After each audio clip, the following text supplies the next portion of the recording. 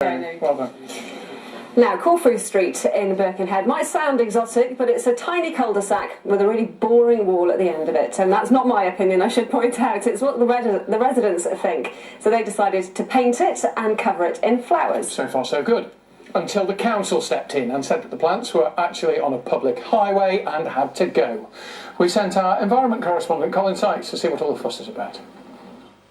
Meet Denise and Sue, and they garden at the end of Corfu Street.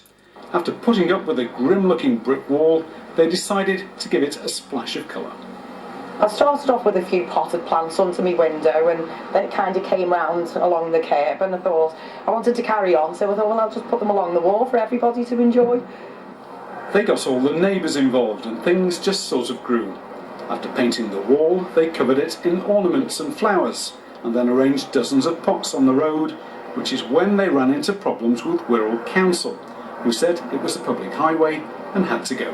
Because I got the letter and went over to Dee, and then Dee got one the next day. I was just dead shocked, because it's cost us a lot of money for these plants. And it's nice when it's summer because you can smell. It smells lovely. Outraged at the order, they began a campaign to keep their wall. Hundreds of people have signed a petition, and they've got nearly 500 supporters on Facebook. We got in touch with just a local free paper to put a little piece in for us, and the support we've had has been fantastic. People have done more than voice their support. They've dropped off extra plants and flowers, and the display has literally grown. Denise and Sue are determined it's going to stay. We'll go to court if we have to.